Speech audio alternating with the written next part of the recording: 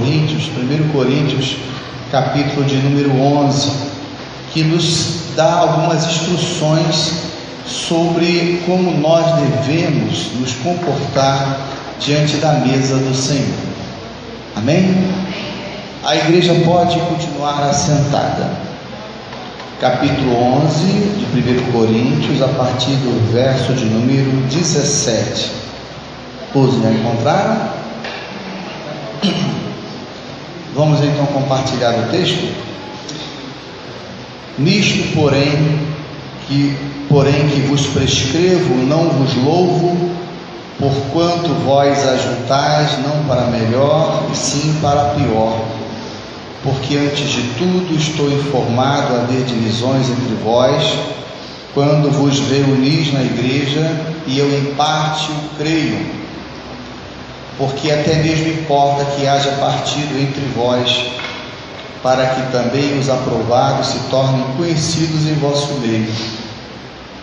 Quando, pois, vos reunis no mesmo lugar, não é a ceia do Senhor que comeis, porque ao comerdes cada um antecipadamente a sua própria ceia, há quem tenha fome, ao passo que há também a quem se embriague. Não tendes porventura casas onde comer e beber? Ou menosprezais a igreja de Deus e envergonhais os que nada têm? Que vos direi? Louvar-vos-ei? Nisto certamente não vos louvo, porque eu recebi do Senhor que também vos entreguei, que o Senhor Jesus, na noite em que foi traído, tomou o pão e, tendo dado graças, o partiu e disse: isto é o meu corpo, que é dado por vós, fazei isto em memória de mim. Por semelhante modo, depois de haver ceado, tomou também o cálice, dizendo: este cálice é a nova aliança no meu sangue. Fazei isso todas as vezes que o beberdes em memória de mim. Porque todas as vezes que comerdes este pão e beberdes o cálice, anunciais a morte do Senhor até que ele venha. Por isso, aquele que comer o pão ou beber o cálice do Senhor indignamente será réu do corpo e do sangue do Senhor. Examine-se, pois, o homem a si mesmo, e assim coma do pão e beba do cálice. Pois quem come e bebe sem discernir o corpo, come e bebe juízo para si. Eis a razão, porque há entre vós muitos fracos e doentes, e não poucos que dormem. Porque se nos julgássemos a nós mesmos, não seríamos julgados. Mas, quando julgados, somos disciplinados pelo Senhor, para não sermos condenados com o mundo.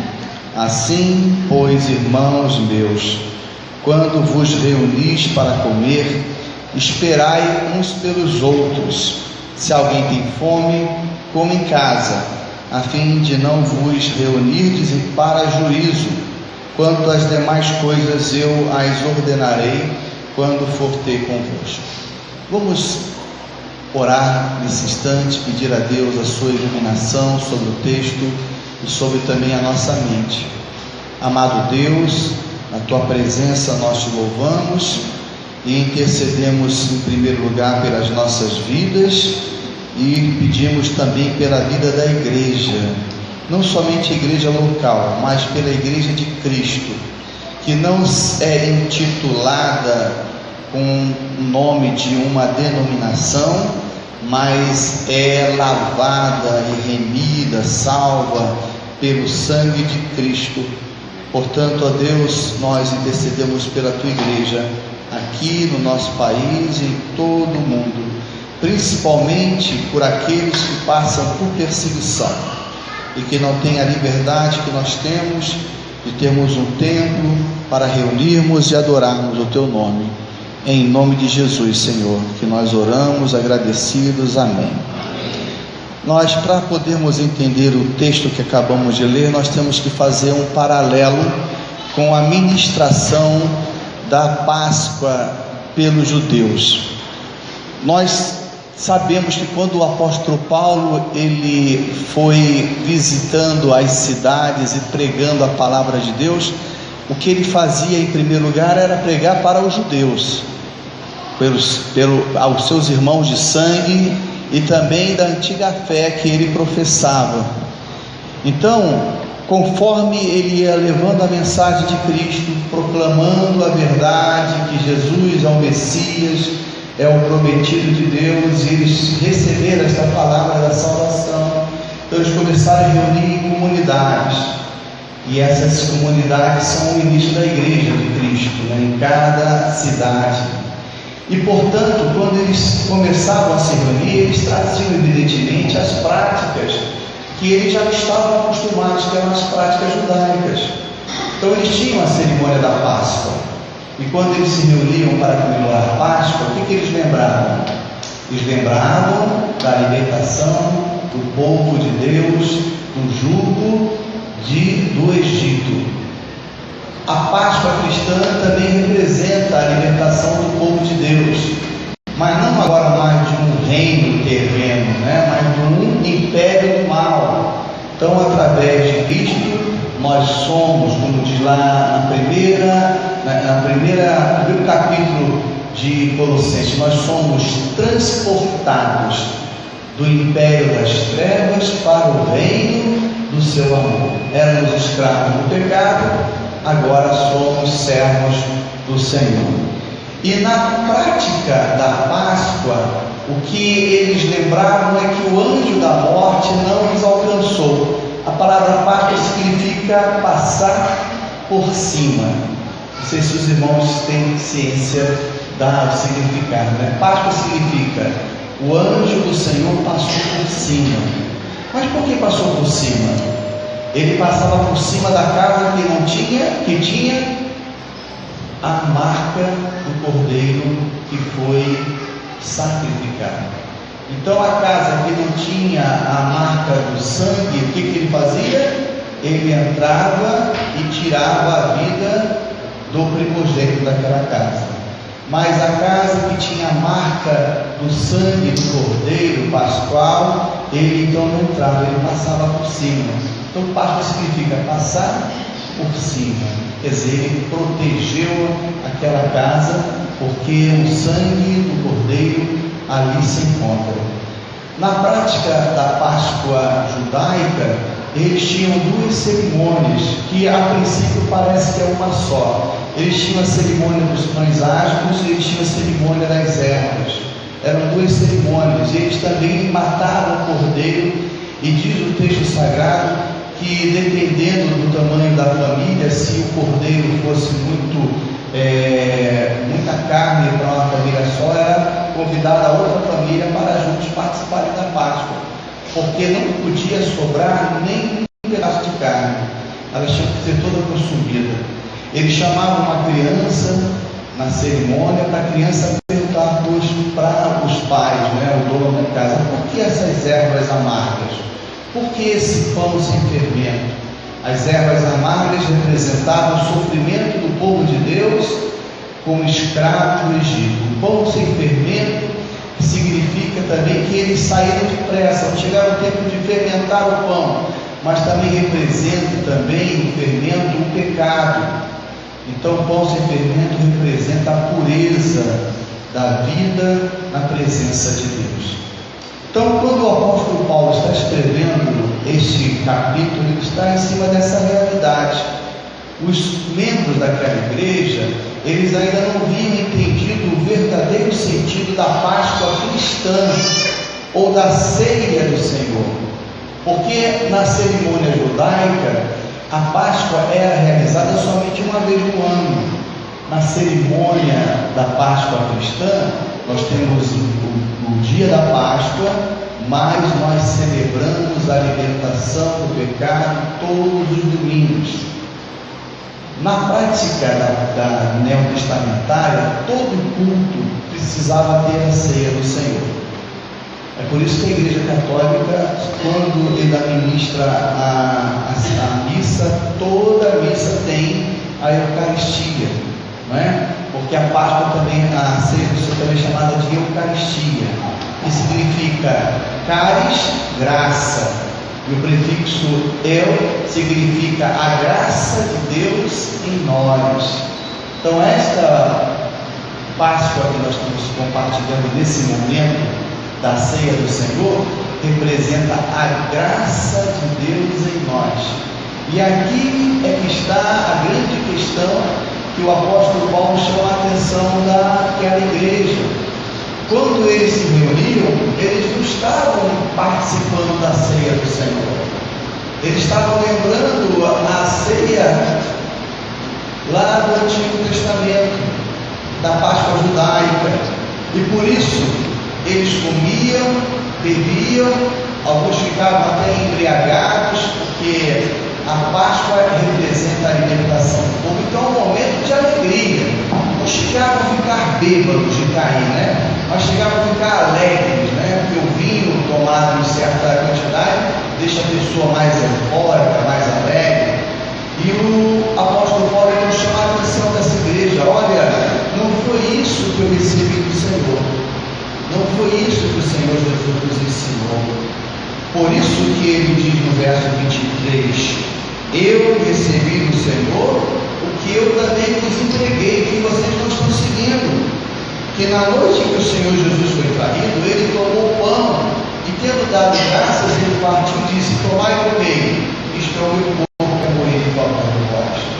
O pão agora não representa mais a pressa do povo de Israel para sair do domínio do império do faraó, mas agora aquele pão representa o corpo de Jesus, o corpo que foi crucificado na cruz do Calvário. Agora é outro significado, tem outro objetivo. Por semelhante modo, depois de ele haver ceado, também tomou um cálice, e ele, tendo graça, disse: este cálice é a nova aliança no meu sangue, bebei dele todos, fazei isto em memória de mim. Agora o vinho não era somente a expressão da alegria, porque o povo agora não era mais escravo do faraó. Agora o vinho representa o sangue de Jesus. O sangue de Jesus. E o que é mais importante que eu vou vos ensinar agora nesse momento: toda a Páscoa judaica representa somente um ato memorial, representa somente uma lembrança, é uma memória do que Deus fez lá na terra do Egito. Agora não. Agora a ceia do Senhor representa a comunhão da igreja com o próprio Cristo. Jesus disse: isto é o meu corpo, comei deles todos. Isto é o meu sangue, bebei deles todos. Nós não queremos aqui entrar em detalhes sobre as doutrinas, né, da transubstanciação. A Igreja Católica acredita piamente que quando o sacerdote ele consagra o pão e o vinho, literalmente o pão se transforma em carne, literalmente o sangue se transforma em vinho. Aliás, o vinho se transforma em sangue. As igrejas de pentecostais e as igrejas batistas, eles acreditam num ato memorial. Nós estamos somente fazendo uma lembrança do que aconteceu lá no cenáculo, quando Jesus consagrou o pão e o vinho. E ali ele trouxe o pão e o vinho como símbolo do seu corpo e do seu sangue. Mas esse ato não é somente um ato memorial, tem um cunho espiritual. Espiritualmente, nós estamos comendo o corpo de Jesus. Espiritualmente, nós estamos bebendo o sangue de Jesus. Porque no Evangelho de João, Jesus diz assim: quem não comer da minha carne e não beber do meu sangue, esse não tem parte comigo. Evidentemente, esse texto que a Igreja Católica chama a atenção para dizer que este pão é carne, este vinho é sangue. Mas quando a gente come o pão, ele continua sendo pão. Alguém sente gosto de carne? Quando nós bebemos o vinho ou suco da uva, né, que não é fermentado, mas não deixa de também ser um vinho, quando nós bebemos a uva, nós não bebemos sangue, nós bebemos suco de uva, não é verdade? Nós não sentimos gosto de sangue. Então o que Jesus está querendo nos ensinar? O que o apóstolo está nos ensinando? Espiritualmente, quando nós estamos participando do pão, nós estamos participando do corpo de Jesus. Espiritualmente, quando nós estamos bebendo vinho, nós estamos bebendo o sangue de Jesus. João Calvino, pai da nossa igreja, ele nos ensina que no momento que nós estamos participando desta mesa, espiritualmente, irmãos, olha que coisa interessante, espiritualmente nós somos arrebatados até o céu. Vocês sabiam disso? Sabiam? Que espiritualmente nós estamos sendo arrebatados até o céu. Isso não é estranho, porque quando a gente lê lá no livro de Efésios, a Bíblia diz que Jesus está à direita de Deus Pai, e Ele colocou todos os principados e potestades debaixo dos seus pés. E o próprio apóstolo Paulo nos ensina nesta carta de Coríntios que nós somos o corpo de quem? De Jesus. E se Jesus está à direita de Deus Pai, aonde nós estamos, irmãos? No mundo espiritual. Nós estamos também assentados à direita de Deus Pai. E quando ministramos a ceia, o pastor que representa o Cristo dentro da igreja, nós estamos sendo arrebatados espiritualmente na presença do Senhor e estamos espiritualmente participando do corpo de Cristo, e espiritualmente estamos participando do sangue de Jesus. Não é somente um ato memorial, como ensina os nossos irmãos batistas e pentecostais, é um ato espiritual, porque se só fosse um ato memorial, o apóstolo não dizia assim: ora, quem come e bebe sem discernir o corpo, quer dizer, sem discernir o seu pecado, quem come e bebe sem pedir perdão das suas faltas, quem come e bebe sem ter consciência de que é pecador e que precisa do perdão de Deus, come e bebe o quê? Condenação. Come e bebe maldição. Então, o que é graça, porque é eucarístico, é a graça de Deus, é a Eucaristia, passa a ser condenação, passa a ser maldição, porque está vivendo uma vida fora dos padrões de Deus. Aí ele continua no verso 30 dizendo: eis a razão, porque há entre vós muitos fracos e doentes, e não poucos os que dormem, vivem atribulados por causa do pecado. Porque se nos julgássemos a nós mesmos, nós não seríamos julgados. Quer dizer, se nós não nos julgarmos, não olharmos para a nossa vida, vermos os nossos pecados, reconhecermos as nossas faltas, quebrantarmos os nossos corações, pedirmos o perdão de Deus, nós não seríamos julgados. Mas ele diz: quando julgados, nós somos disciplinados pelo Senhor, para não sermos condenados com o mundo. O fato de terem muitos fracos e doentes, a princípio representa a infidelidade daqueles que não levavam a sério a sua vida cristã. Todavia, essa fraqueza e essas enfermidades não são, aos olhos do apóstolo Paulo, motivo de tristeza, mas sim motivo de alegria. Sabe por quê? Porque a palavra de Deus fala assim, que Deus não disciplina aqueles que não são seus filhos. Só os seus filhos, os filhos de Deus, é que são disciplinados por Deus. Então, se nós somos disciplinados por Deus, glória a Deus, porque somos filhos. Nós não somos joios no meio do trigo, nós somos filhos. Mas para que a glória de Deus seja maior ainda, é preciso que que haja quebrantamento, é preciso que haja confissão de pecados, e é preciso que a gente se volte para o Senhor, para que a gente tenha vida de comunhão com Deus. Por isso ele conclui esse texto dizendo assim: olha, meus irmãos, quando vocês forem se reunir, vamos agora fazer de forma correta, vamos esperar uns pelos outros, porque nós somos igreja, e quando nós vamos nos reunir, não vamos aqui nos reunir para matar a nossa fome, vamos realmente participar da mesa do Senhor, vamos nos unir para possamos ter uma comunhão verdadeira com o Senhor. Que Deus nos abençoe e que Ele nos conceda a alegria de participarmos da sua mesa. A Ele seja a honra, a glória e o louvor.